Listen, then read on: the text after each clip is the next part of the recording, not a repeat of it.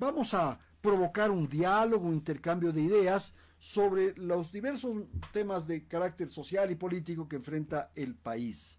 Nos acompaña ahora mismo Juan Rivadeneira, experto en gestión de entorno. También está Pedro Donoso, él es director de ICARE, Inteligencia Comunicacional. Y saludamos la participación de Luz Marina Vega, ex candidata a la vicepresidencia del Ecuador. La idea es conversar sobre lo que está sucediendo en el país, sobre la pugna entre el Ejecutivo y el Legislativo y algunos temas puntuales que se han presentado durante estos últimos días. Pero quizás podríamos empezar con Juan Rivadeneira para pedirle una apreciación sobre esto que podría ser general y que nos permita entrar al tema. ¿Cuál es el presidente que el Ecuador necesita, Juan? A ver.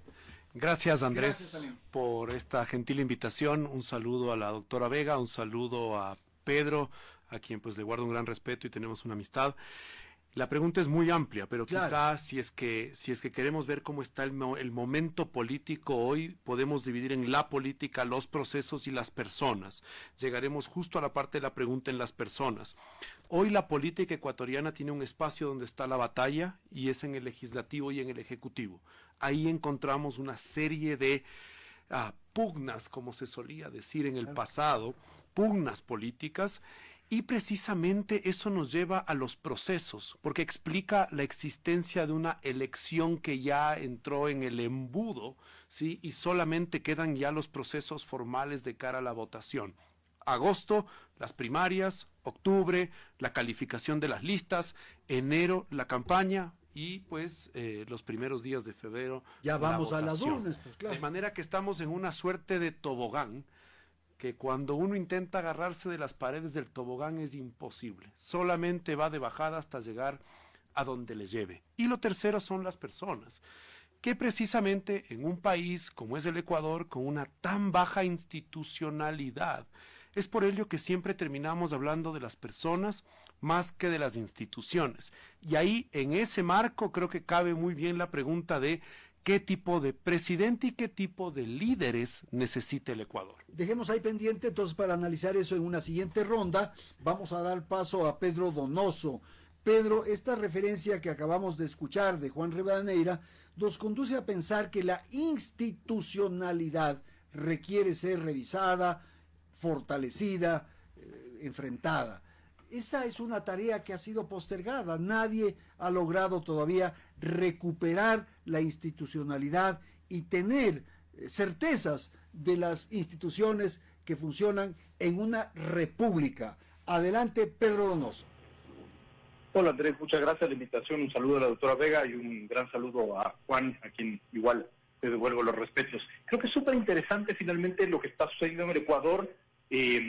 Interesante, digo, como fenómeno para estudiar, no necesariamente beneficioso, porque a la larga el Ecuador desde hace un buen tiempo, ¿no es cierto?, está viviendo una guerra interfunción, que es una guerra muy compleja, que rebasa la lógica de ejecutivo, la lógica de legislativo, sino que nos demuestra finalmente los verdaderos reductos del poder. Es decir, en Ecuador, digamos, antes de que Noboa gane las elecciones, ¿no es cierto?, había una guerra de interfunciones de las 5 funciones del Estado, es decir, las 5 funciones estaban en guerra entre ellas, pero también internamente, ¿no?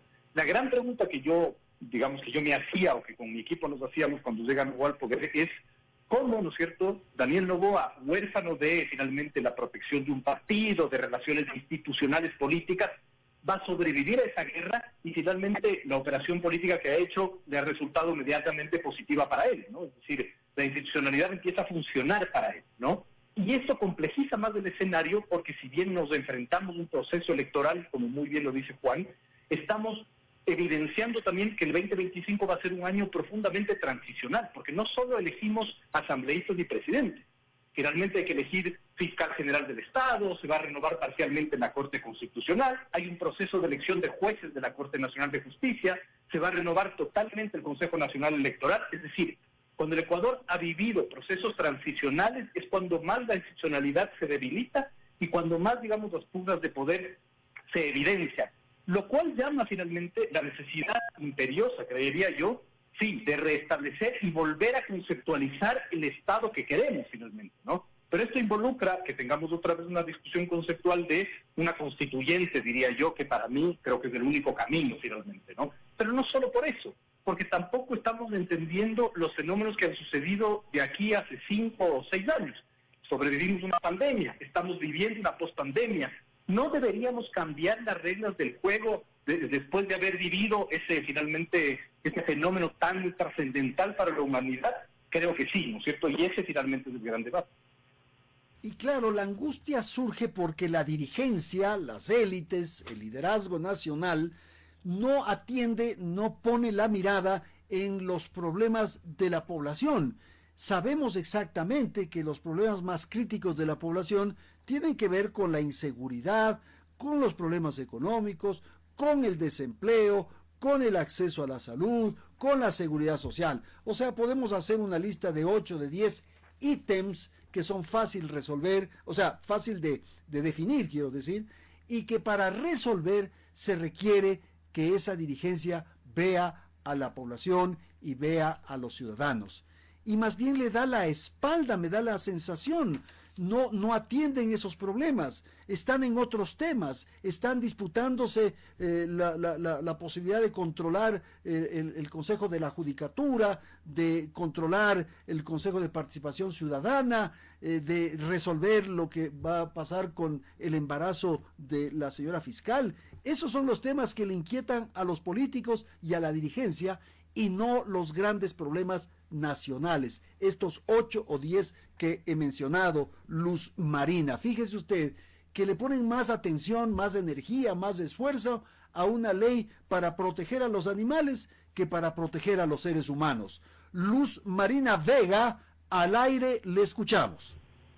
Buenas tardes, les saludo cordialmente a los panelistas que están también ahí, a usted muchísimas gracias por esta oportunidad.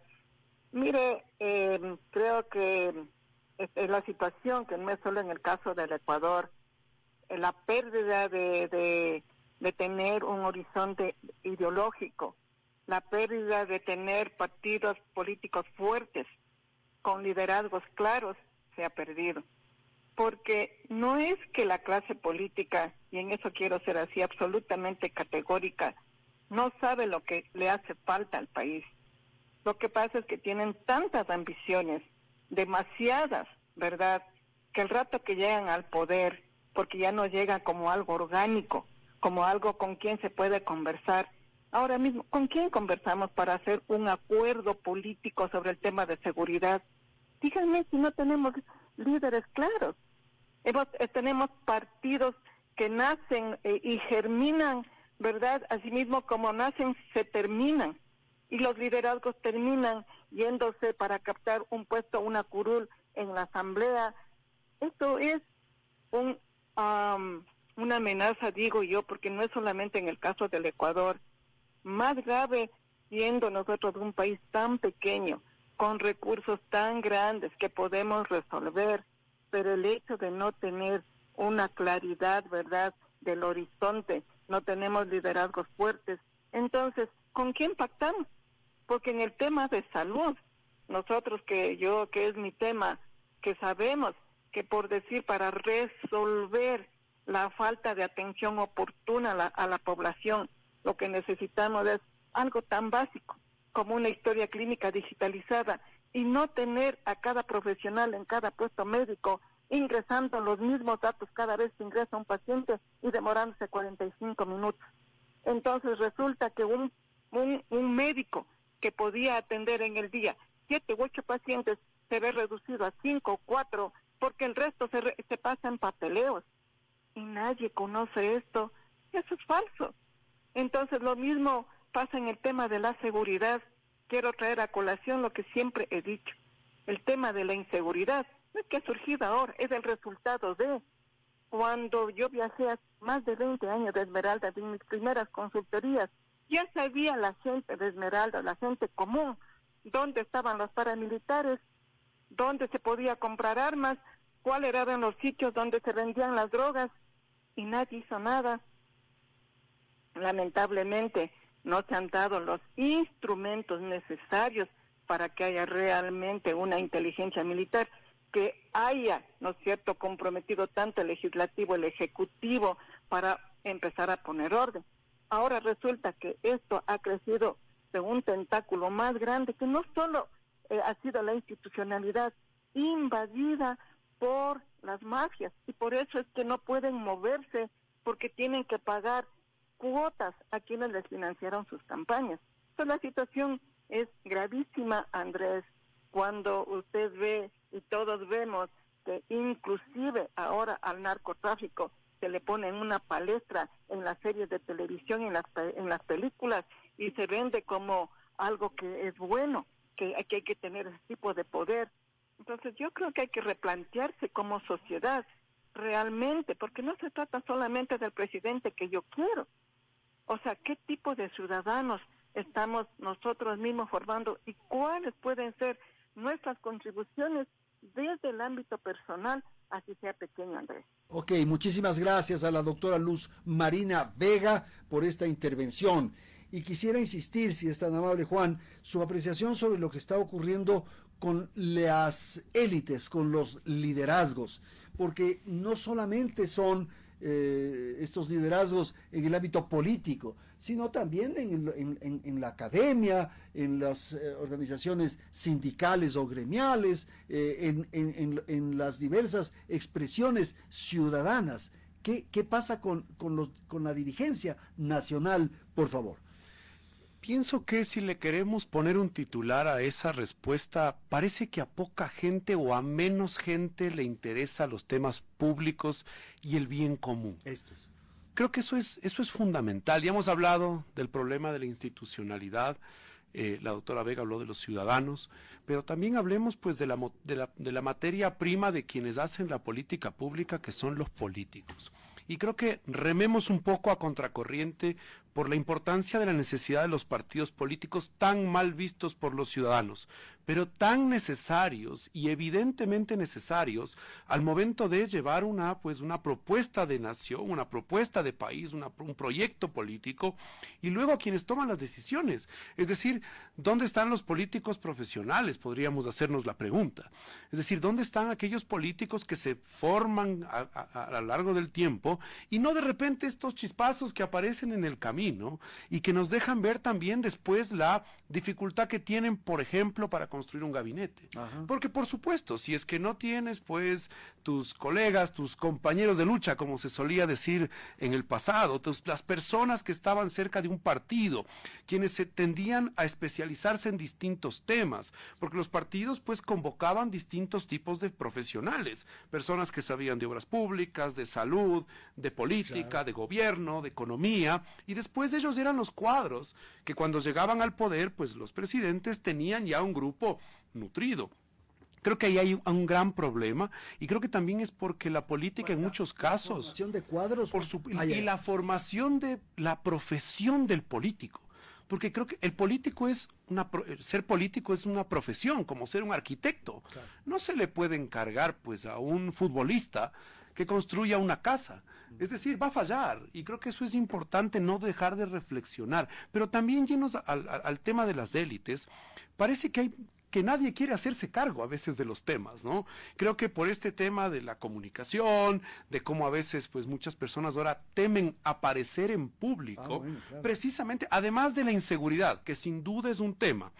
Pero creo que mucha gente ahora las muchas buenas personas, por ponerlo de alguna forma, tienden a reservarse el hecho de participar en los temas públicos precisamente por ese miedo a la exposición y al escarnio, digámosle de alguna forma. Claro, esas expresiones y esas formas de comportarse, por ejemplo, en las redes sociales, a cualquiera le da pavor. Por supuesto. Te pueden sacar cualquier cosa. Y además no lo veamos como tan distante a los políticos, como si fueran extraterrestres. También son seres humanos. Claro. También tienen familia, también tienen hijos. Es decir, hay que entender que no es fácil esa tarea, pero mucho más difícil va a ser si es que la política es concebida como un hobby, como una tarea adicional. Lo que pasa es que los políticos también sí se han ganado esa Pero por supuesto. Esa situación. Ahí está el problema. La pregunta es Andrés, y creo que pues nos invita el momento a reflexionar qué va a venir en las próximas elecciones, porque bien decía Pedro, este es un periodo de transición, y yo solía decir, este gobierno es más táctico que estratégico,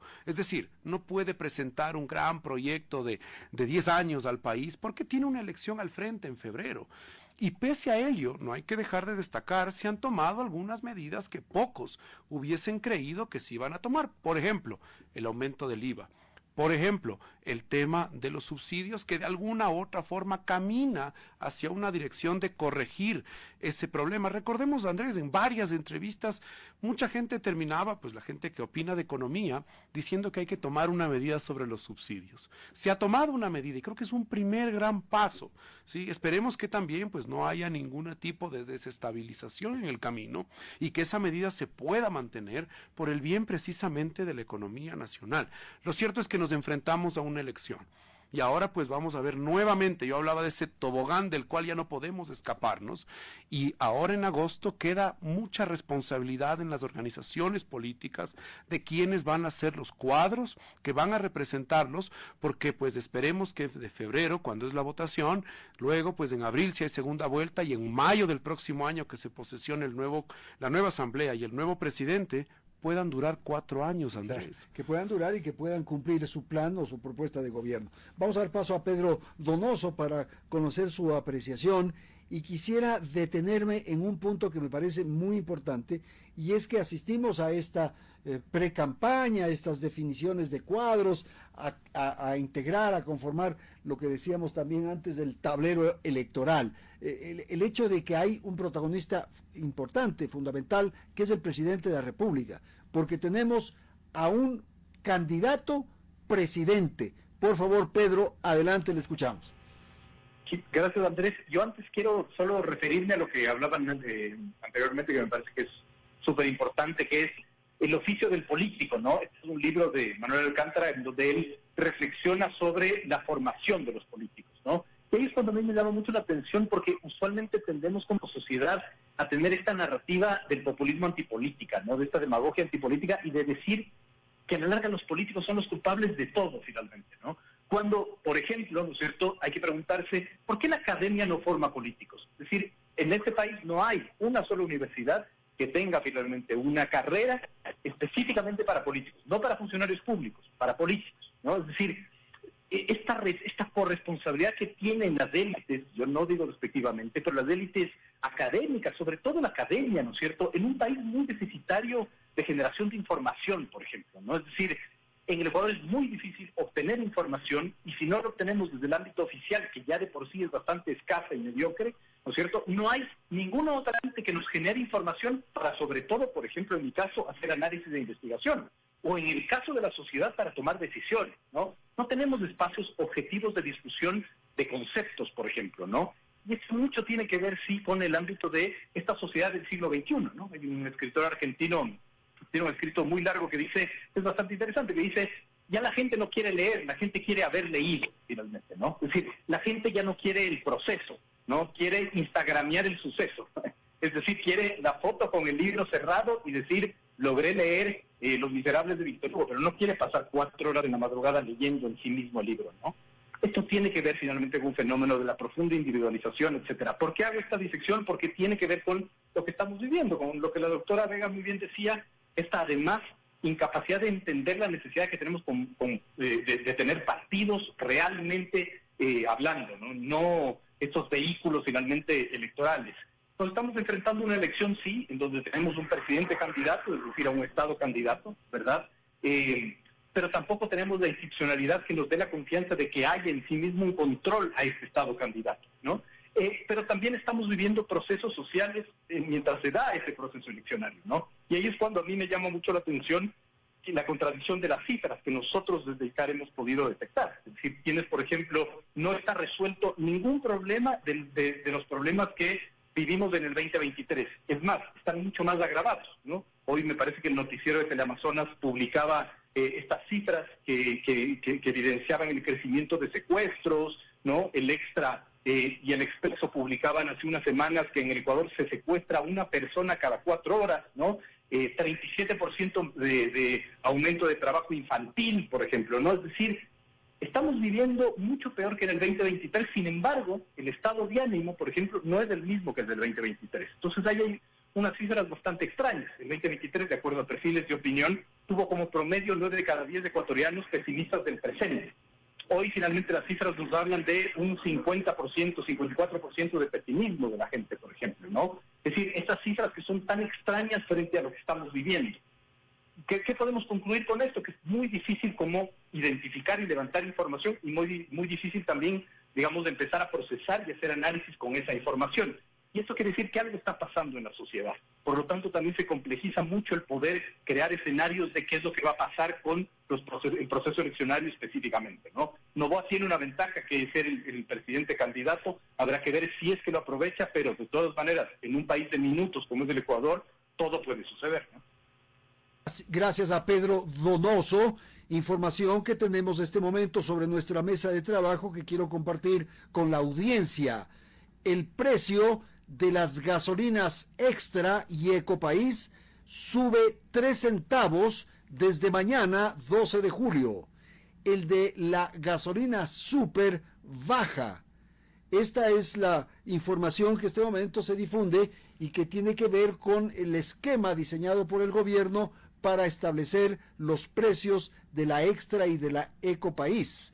Esto depende de los precios internacionales de la gasolina. Vamos a tener mañana entonces un combustible 3 centavos más caro en lo que tiene que ver con estas dos gasolinas, Extra y Ecopaís. Vamos nuevamente con nuestra invitada Luz Marina Vega. Hemos hablado, sus colegas de panel han dado sus opiniones sobre lo que ocurre con las élites, con los liderazgos, en fin. Pero ¿qué estará sucediendo con la población? Algo que lo dejó Pedro ahí para el análisis. Los movimientos sociales, las actividades de ese orden, cómo se estará moviendo. Y pregunto esto porque me da la sensación de que finalmente a esta hora a la población ya le importa, para usar expresiones coloquiales de conversación, le importa un rábano lo que está sucediendo. Ellos están en sus cosas, en esta conducta de individualización que habló Pedro Donoso, y ya no le importa lo que hagan los otros. Por favor, si es tan amable, doctora Vega. Yo creo que como sociedad, y si nos ponemos nosotros mismos como ciudadanos, más allá de nuestras profesiones, ¿qué sentimos ante el país, no es cierto, ante lo que sucede? Sentimos incertidumbre, sentimos miedo, queremos irnos del país, buscar otros horizontes, pero resulta que a la par que se siente con esa frustración, aún hay un refugio que dice, bueno, me voy a refugiar en mi trabajo y yo voy a hacer lo que puedo.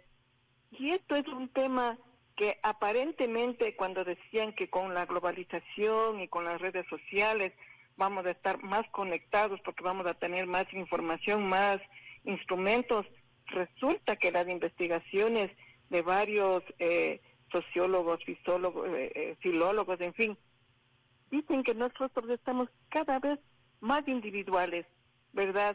Porque la clase política, y no solamente los políticos, los gremios, la empresa privada, están centrados única y exclusivamente en el lucro. Entonces, el éxito de alguien en la sociedad se mira en lo que tiene.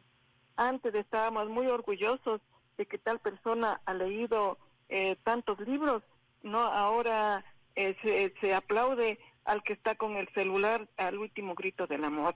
Entonces creo y comparto mucho con Pedro Donoso, que decía que al menos algo tan importante, algo tan básico que tenemos en el país, que es el sistema educativo, sea privado, sea público, tenemos que ahí tenemos a la población joven, a la población que estamos formando. Es ahí donde nosotros podemos hacer nuestros cambios, nuestros aportes. Porque cuando hablamos de ser políticos, yo soy una política, pero primero soy ama de casa, primero soy médico, ¿no es cierto? Y todos hacemos política con nuestro actuar, A veces queremos que los políticos dicen ese es un corrupto, pero resulta que cuando uno trabaja en un municipio hay un funcionario que se ha estado llevando los papeles, que se lleva los esperos, que se saca más gasolina, que trata de tener más viáticos, en fin. Es como si ese tipo de conductas, ¿verdad?, que antes los valorábamos mucho, ahora se ha perdido, porque también en el ámbito de la educación se han dejado de impartir asignaturas, o se han dejado de impartir charlas en las cuales nos motivaban a ser nosotros cada vez mejor. Pero también hay por ejemplo, municipios escasos ahora, ¿no?, que hacen procesos de participación ciudadana donde con el cumplimiento de sus promesas hacen que la gente vuelva a creer en la institución municipal, cuando castiga, ¿verdad?, realmente los procesos de corrupción. Entonces, en el país, creo que todos sentimos cuando se hacen los grandes descubrimientos de todas las corrupciones que han habido en los distintos gobiernos, y no pasa nada, no, más bien nos dan conferencias y nos enseñan de cómo no hay que hacer las cosas. En ese sentido, pienso que también los medios de comunicación, así como su espacio, Andrés, si nosotros motivamos y también damos a los ciudadanos muestras y vemos que sí hay en el país, que sí está ocurriendo, que hay gente buena que está haciendo incidencia buena, creo que podemos recuperar un poco más la fe. Y también, y coincido también que necesitamos reformar, es verdad, la Constitución. No podemos tener un Ecuador tan pequeñísimo, tan atomizado, que tenemos zonas, provincias, cantones, parroquias, y todos son órganos administrativos, y todos a todos les tenemos que pagar un sueldo. Luego tenemos exceso de ministerios, secretarías, y ni que hablar siquiera del tema de la asamblea, con tantos asambleístas que realmente, y también ahí habría que poner algún tipo de normativa, porque no puede ser que quienes elaboran las leyes sean principalmente los que han salido de los shows, ¿no?, de los que han estado ahí en la chacota, perdón la expresión, y que nos vengan a querer enseñar, ¿verdad?, cómo transformar el país cuando ni siquiera en sus propias vidas han podido hacer cambios. En ese sentido, yo creo que aquí hay un llamado muy especial, medios de comunicación, instituciones educativas en las cuales todavía son influencers y pueden hacer un cambio en nuestra sociedad. Si esperamos de más, de que los partidos políticos o algo lo hagan, es imposible. Y también habría que reformar, porque eso de que si somos 5 personas y podemos tener un movimiento, ha contribuido a atomizar a la sociedad, y también impide el acuerdo de acuerdos políticos de grandes líneas para especialmente enfrentar los grandes retos del país. Gracias, doctora, muy bien. Vamos a ir con esto que usted nos acaba de poner, porque se vuelve un aspecto, una definición muy compleja, porque estamos dando vueltas en lo mismo. Entonces, claro, yo coincido y creo que todos, que hay que trabajar mucho en la recuperación de valores, y en educación, para tener buenos ciudadanos, buenas personas, y que sean ellos y quienes lleven adelante estas transformaciones y esta nueva sociedad que todos aspiramos. Sin embargo, Juan, el problema es que quienes tienen que resolver eso son los políticos. Y no es que hablemos de los políticos por hablar mal de los políticos, sino que a mí me parece que hay sectores que están medrando, que se están beneficiando, que están lucrando, como quiera decirse, del desorden, del caos. Entonces, por decir algo, las bandas estas delincuenciales, estos grupos del narcoterrorismo, en fin, están felices, porque como no hay república, como no hay Estado, como no hay instituciones, no tienen problemas, no hay problemas con la justicia, no hay problemas con la policía, no hay problemas con las Fuerzas Armadas. El desorden está beneficiando a alguien, y alguien está provocando ese desorden para medrar, como digo. Por favor, Juan.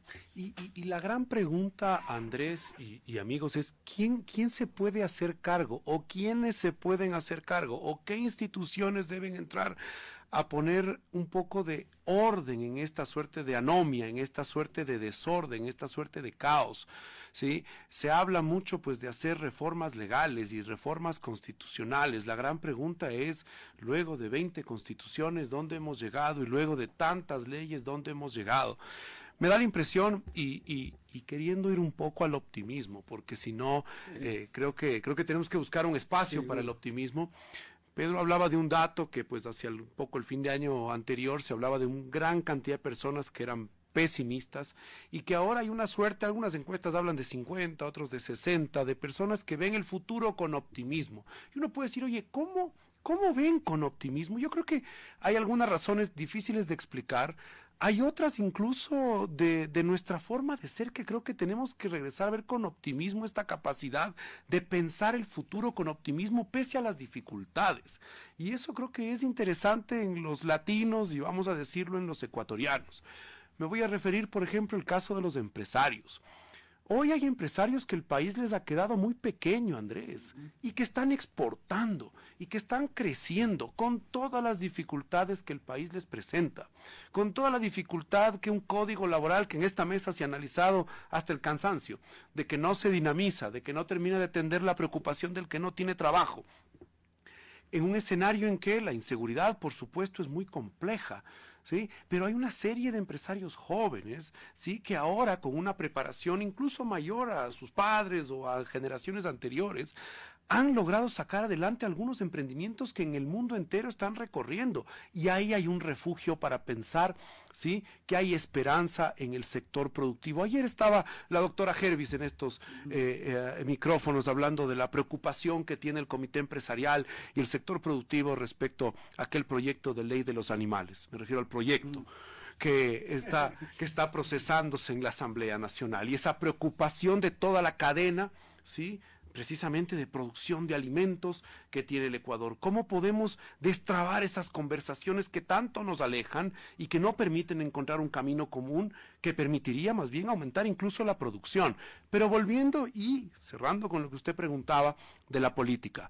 Hoy hay un hito importante en el Ecuador. El presidente tiene 36 años de edad. Si uno regresa a ver el primer debate de la última elección, ¿sí? Si uno retira uno o dos candidatos que tenían un poquito más de edad, uno se queda en un promedio entre 35 que tenía el candidato Noboa en ese momento, y creo que la doctora González que tenía 45. Hay una banda de edad entre 35 y 45 años que hoy está teniéndose que hacer cargo del país. Y que puede atacar a la vieja política, puede hablar mal de los viejos políticos, pero tiene el desafío de comprobar que pueden ser mejores. ¿Y qué significa comprobar que son mejores? Que pueden reducir la pobreza, que pueden darle a la gente una esperanza, que pueden plantarle un proyecto al país, que puede proponerle un sendero al país por donde caminar y resolver los problemas. El mundo es complejo, Andrés, no solo el Ecuador, el mundo se ha vuelto más complejo. En economía siempre hablamos de recursos escasos y necesidades infinitas. Eso hoy hay que administrar con más cuidado, es un planeta más complejo, pero yo sí creo que hay una nueva generación que se tiene que hacer cargo en este momento del país y que tiene el desafío de ser mejor que esa generación que tanto se critica hoy. Estamos conversando con Juan Rivadeneira, Pedro Donoso y Luz Marina Vega. Le quiero dar la palabra a Pedro, que señaló hace pocos instantes esta idea que veo que empieza a debatirse, a plantearse, que es la de una nueva constituyente. Entonces uno dice, sí, podríamos intentar aquello, pero el asunto es que quienes van a ir de asambleístas, de legisladores o como se quiera llamar, constituyentes, son los mismos. De modo que, ¿qué seguridad vamos a tener de que ese nuevo intento pueda convertir o pueda lograr mejores condiciones de gobernabilidad, de funcionamiento político de la nación? Pedro, por favor. Sí, digamos, concuerdo, Andrés, en el sentido de que el problema nunca está en la herramienta. Hay un grupo de rock español que me gusta mucho, que siempre repite y dice, claro, el problema no es del puñal, es la mano, finalmente, ¿no? Sí, porque además en el Ecuador tendemos siempre a criticar la herramienta. Es decir, si mañana una persona sale a asesinar con las palas, en el Ecuador prohibimos las palas. Es decir, siempre nos centramos en que hay un problema de la herramienta y no del comportamiento.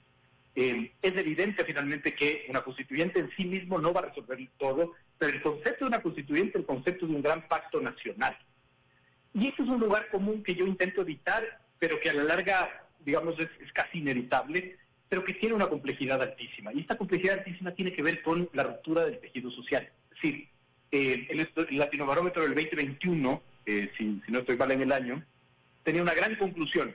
Y esa gran conclusión era que Latinoamérica es la zona o la región más desconfiada del mundo. Es decir, en Latinoamérica, ¿no es cierto?, nosotros desconfiamos no solo del Estado, nosotros desconfiamos no solo de las reglas, no solo de los políticos, no solo de los empresarios, no solo de los medios de comunicación, desconfiamos de nuestros pares. Es decir, en el Ecuador la confianza interpersonal es muy baja. ¿Por qué esto es un problema? Porque la sociedad es conflicto, la democracia es conflicto, ¿no? Usualmente le huimos al conflicto a nosotros como buenos andinos, pero a la larga tenemos que enfrentar ese conflicto. El problema es que no sabemos cómo conflictuar. El problema es que no sabemos cómo resolver los conflictos, ¿no? Y claro, ahorita estamos viviendo una sociedad profundamente polarizada, que la hemos vivido siempre, eso también es otro gran mito. Aquí yo me quiero referir a este artículo indexado que lo sacó Pablo Moncagata, que es el decano de la Universidad de San Francisco, con otros académicos, y él hablaba de las polarizaciones, ¿no?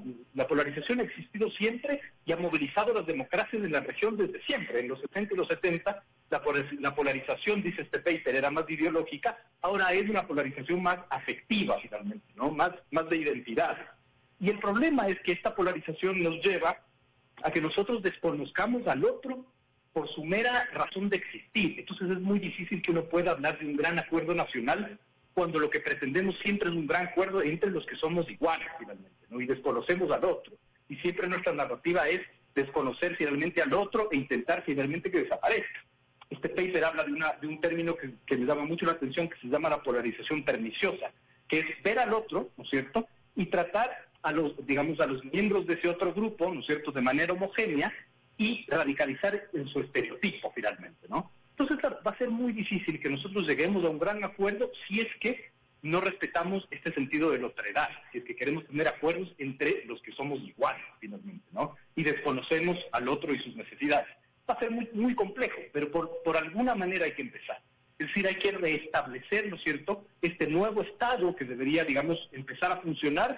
¿Y por qué lo hacemos? Porque hubo un hito mundial, porque además ese es el problema también de la sociedad del siglo XXI, que pone sobre la alfombra las cosas porque vivimos en un nivel de temporalidad tan rápido que no nos acordamos de las cosas, ¿no es cierto? En el 2020 y en el 2021 vivimos un fenómeno que paralizó el mundo, que no fue menor.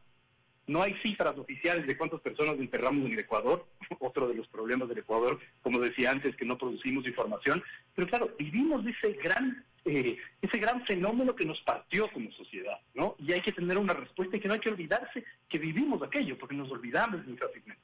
Entonces, sí, conlleva que tengamos un nuevo pacto social, pero claro, ahí viene un poco esta discusión de en qué términos, qué vamos a conceptualizar, cuáles son los verdaderos problemas que necesitamos resolver, etcétera, etcétera, etcétera. Entonces, creo que sí, en efecto, el problema de la representación en una potencial constituyente es un problema, pero creo que hay un problema mucho mayor, que es el tejido social de este país está totalmente quebrado y no hay nadie, no hay élite, no hay proceso que busque finalmente, primero, el entender el fenómeno y plantear soluciones.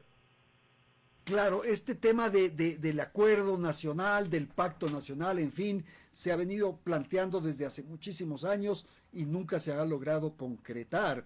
Y esto obedece a estas posiciones individuales, a estos egos, a estos afanes de proteger sus espacios de poder, a no ceder nada, en fin. Entonces, Juan, ya le voy a dar la palabra a Luz Marina. A mí me surge siempre como inquietud, incluso ayer hablábamos en un panel, esto de el pacto de la Moncloa o la concertación en Chile.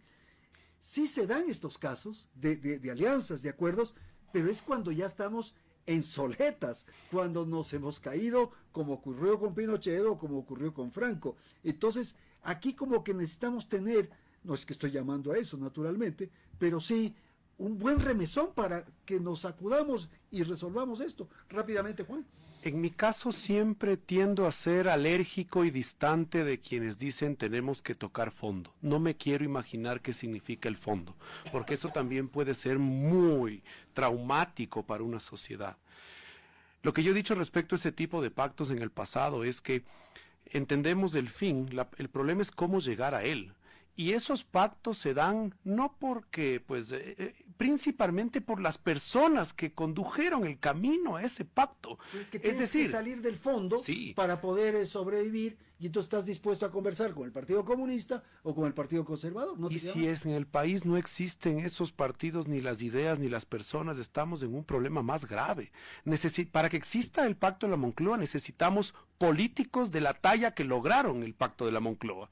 Quienes, si queremos lograr el tipo de acuerdo al que llegó Chile y que mantiene a lo largo del tiempo, necesitamos políticos con las convicciones de quienes mantienen ese pacto. Porque sin duda los problemas, este famoso tema del sobrediagnóstico que tenemos del país, creo que ya estamos bastante sobrediagnosticados. La pregunta es, ¿quiénes son esos líderes? Y ahí sí se necesitan líderes, porque no van a venir los extraterrestres a inventarse un acuerdo. Son personas de carne y hueso, ecuatorianos que aman su país, quienes deben buscar y tener las credenciales suficientes del interés por el bien público, por el interés común, que ellos son quienes deben conducir ese proceso, porque llegar al pacto es todas esas personas que se pusieron de acuerdo, que cedieron, que lograron buscar espacios comunes y que logran un acuerdo. Entonces, para lograr ese tipo de pactos, la materia prima es fundamental y son quienes tienen la talla para poder conducirnos a ese pacto. Ok, gracias. Doctora Luz Marina Vega, su apreciación de lo que se ha señalado, y quizás ya en esta parte de la entrevista, del panel, de la conversación, buscar salidas, ¿no? ¿Cuál podría ser la salida para lograr que estas dificultades y estos problemas, esta dificultad de enfrentar los problemas puedan ser resueltos, si es tan amable? Adelante. A mí realmente me encantaría que el presidente Noboa nos esté escuchando, porque el presidente en estos momentos, más allá del tema ideológico, es un presidente joven, está en funciones, tiene aciertos, tiene desaciertos, pero tiene un instrumento en sus manos, es el jefe de Estado, y podría convocar. Y cuando yo digo que no me refiero solamente a un pacto entre políticos, también necesitamos, por ejemplo, con los bancos, ¿no? Si nos ponemos a ver qué tasas de interés tenemos ahora, ¿quién puede surgir? Por eso es que la pobreza, el desempleo, el analfabetismo cada vez está peor, porque el sistema financiero, al que no se le ha puesto un tope, ¿verdad?, lucra terriblemente. Entonces, ¿con quiénes? Y además, que la economía es lo fundamental, es el eje que maneja, y también son quienes tienen el poder. Entonces, también hay que mirar ese aspecto fundamental. ¿Cómo queremos desarrollarnos, Andrés, cuando un banco le presta a usted al 23% de la tasa efectiva, más allá de la nominal, y las cooperativas están lucrando hasta más del 30% en tasas de interés, cuando le prestan a un señor $5,000 que después termina pagando 20,000 porque le han prestado a 3 años? O sea, el pacto al que me refiero es cómo. Lo mismo viene con la CONAIE. Está representado en estos momentos por el señor Issa, pero no es el único líder. Hay otros. Sí creo que hay que hacer un esfuerzo, y ojalá el presidente va más allá de las mesas de diálogo, que no hay que conversar solamente con el líder al que le reconoce, porque de esas mesas de diálogo, y no voy a decir el nombre porque no tengo ahorita el documento que me consta, pero muchos de los que se sentaron a la mesa, ¿verdad?, salieron compuestos para los parientes. Entonces, transparentar. Y en eso yo sí veo, porque fíjese, en el mundo, cuando nos dijeron que no fumemos, ¿verdad?, en los espacios cerrados, ¿quién tuvo el liderazgo? La Organización Panamericana de la Salud, la Organización Mundial de la Salud. Y nos fue diciendo, y ahora, claro, ya no se respeta tanto como hace unos años, pero fíjese, fue una medida mundial que se tomó en torno a un tema de salud, porque ya y se hizo como un experimento a ver si teníamos capacidad de convocatoria y también capacidad para que podamos nosotros apegarnos a un pedido que se hizo. No hubo ley, pero ahí está. Entonces, yo sí creo que el Ejecutivo, así como usted mismo, Andrés, que nos sentase, que nos converse y digamos, a ver, ¿cómo voy a contribuir? Sentar a la banca, sentar a las cooperativas, sentar a las instituciones educativas. Yo creo que nos falta conversar bastante. Es bien complicado, es muy difícil, pero yéndome al tema del optimismo, como uno de los panelistas señalaba, en la base sí tenemos ejemplos lindísimos de solidaridad, de cuánto están funcionando, por ejemplo, los créditos que se hacen entre familias para que puedan surgir con emprendimientos, pero para salir adelante, para que nosotros, por ejemplo, seamos también interesantes para otras empresas multinacionales. ¿Cómo, Andrés, podemos, si en algunas provincias tenemos el 40% de analfabetismo? Entonces la situación es realmente, creo que hay que ser muy realistas en el tema de que sí podemos conversar. Y en este caso yo veo que del Ejecutivo, y más allá, Andrés, a los medios de comunicación, como a rato les he dicho, no tengan miedo de promover a personas, a líderes que sí son políticos, que no se reconozcan como tal, es otra cosa.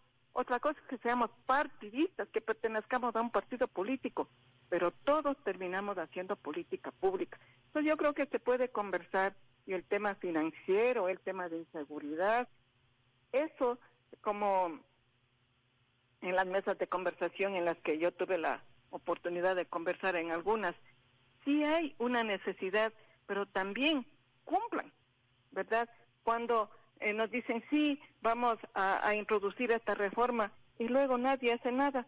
Claro, al final terminan retirándose, terminan enojándose, y lógico, lo único que quieren hacer es ir a la oposición.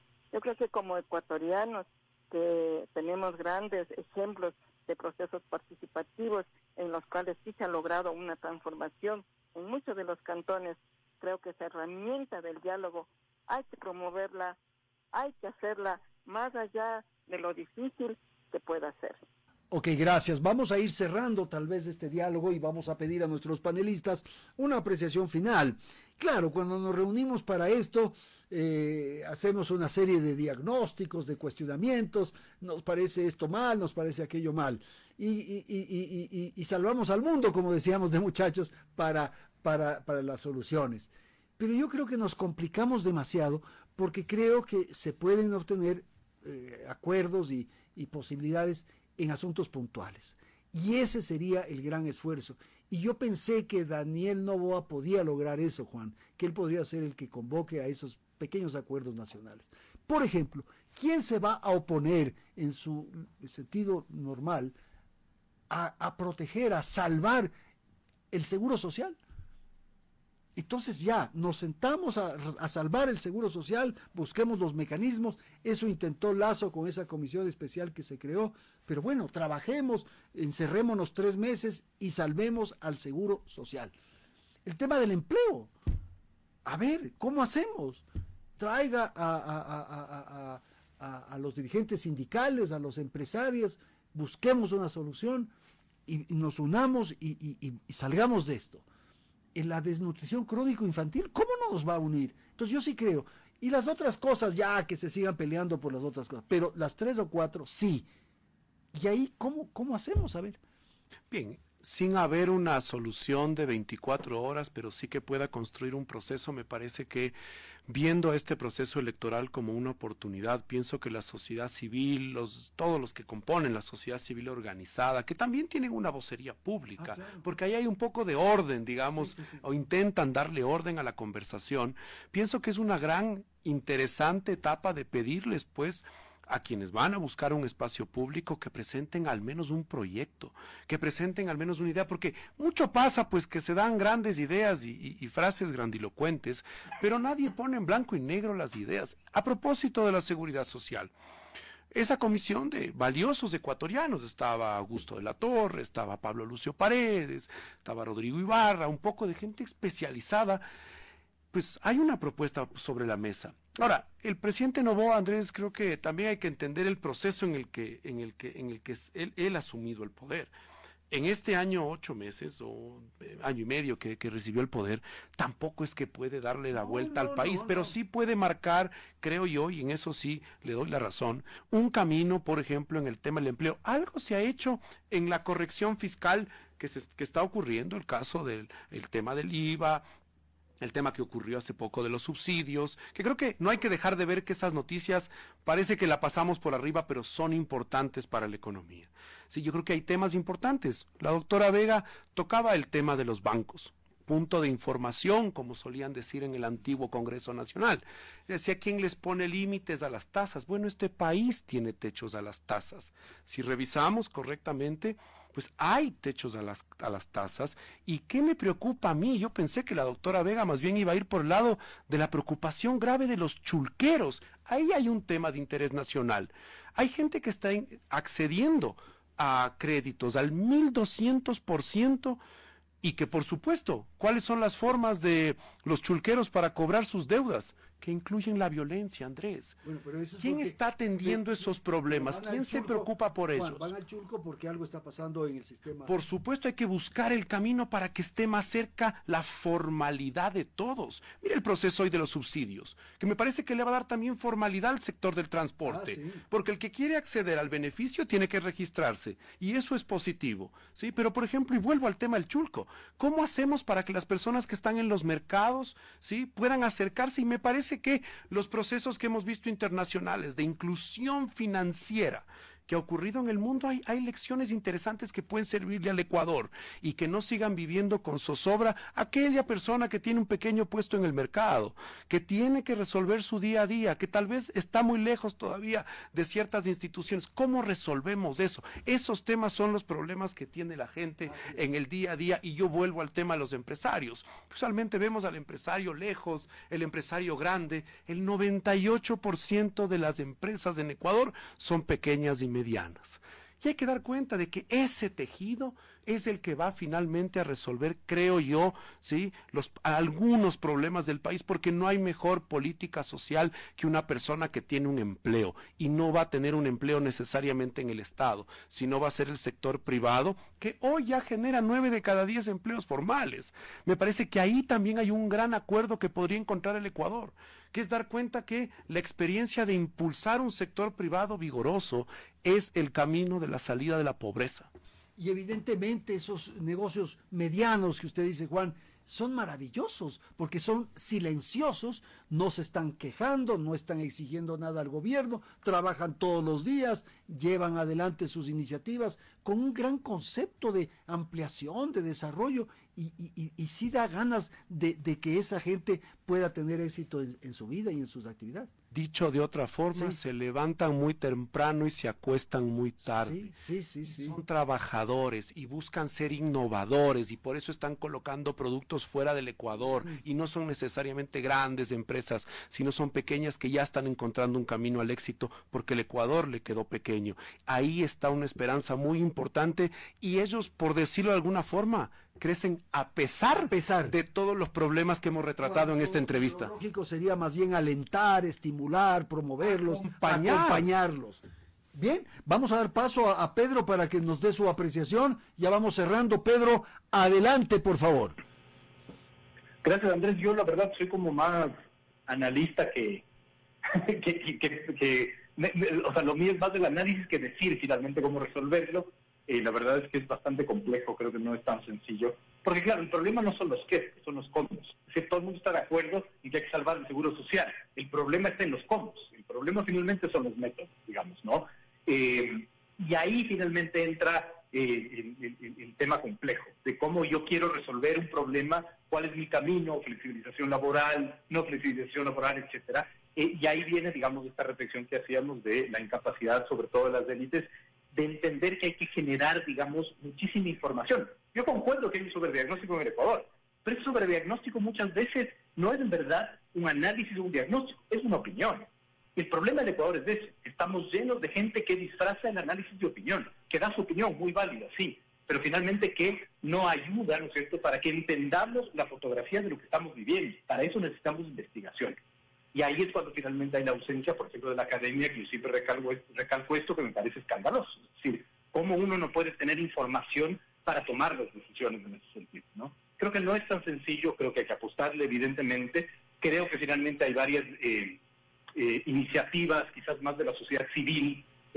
A veces los procesos eleccionarios sirven, pero claro, tenemos que recomponer el tejido social para poder llegar a ponernos de acuerdo, y tenemos que dar validez al otro, ¿no es cierto?, por ser el otro en sí mismo, digamos, ¿no? Y ese es un proceso mucho más complejo que tiene que ver con, además, la ecuatorianidad. Es decir, ¿dónde está la ecuatorianidad? ¿A qué sabe? ¿Cómo se ve? Creo que hay mucha ausencia de identidad nacional de por sí, y tampoco hay iniciativas para construir. Perfecto, vamos con Luz Marina. Luz Marina, le doy la palabra inmediatamente para que vayamos cerrando, como dije, esta conversación. Adelante, doctora. Muy agradecida de todo lo que se ha dicho aquí. En realidad, es verdad que damos nuestras opiniones, pero también es muy cierto que sí estamos trabajando en lo local. Voy a contarles algo muy rapidito, ¿no? Nosotros, en el tema del empleo, cuando Auxin Espuso estuvo como alcalde, a pesar de que eso no le dio rédito político, pero estamos muy contentos, porque en INTAC, donde hay es una zona minera y la gente se opone y dice no a la minería. Dijimos, bueno, a ver, vamos a apoyar no a la minería, pero tenemos que dar una alternativa. Entonces, desde el municipio se hizo una política pública de que, aunque no era nuestra competencia, se pidió la concurrencia para la competencia en el tema agrícola con la prefectura. El hecho es que más de 600 familias empezaron a sembrar el aguacatejas. Y esas 600 familias ya son aproximadamente hace 4 años que empezaron, ¿verdad? Ya están exportando, ¿sí? Ya están exportando. Luego del ejemplo de Cotacachi, también en Guaranda, vienen y conocen la experiencia, y allá están con 5,000 hectáreas de aguacate y ya hicieron su primera exportación a Europa. Lo que quiero decir es que, a pesar de quizás de este ambiente que de pronto con la conversación hemos generado en los ecuatorianos, de incertidumbre, de miedo, de pesimismo, decirles que cuando uno en territorio actúa, y seguimos todavía nosotros apoyando, aunque ya no estamos en la alcaldía, seguimos con las capacitaciones, seguimos apoyando, seguimos haciendo intercambios. Entonces la contribución individual a la sociedad desde el espacio, yo no soy médica, pero también puedo hablar del aguacate, porque es un tema que a la gente le interesó, y es un tema que ha generado empleo, y es un tema que ha generado ingresos para sus hogares. Eso a los ecuatorianos, que nos vendamos optimismo real, haciendo las cosas en territorio, y que por favor en las próximas elecciones no nos fijemos en el que le conocemos más al de la farándula. Busquemos un poquito el currículum de todas las personas que van a participar y apostemos por gente buena, por gente que ya ha hecho su contribución, y que podamos nosotros los ecuatorianos, a pesar del resultado que tengamos, hacer de nuestro propio espacio, de nuestro propio territorio, un sitio de contribución. Eso, Andrés. Muchísimas gracias. Quiero despedir entonces este panel, saludar a Pedro Donoso, agradecer por su participación. Igualmente agradecer a la doctora Luz Marina Vega, que ha estado para dialogar sobre las circunstancias que estamos atravesando. Así que muchas gracias a Pedro y muchas gracias a Luz Marina.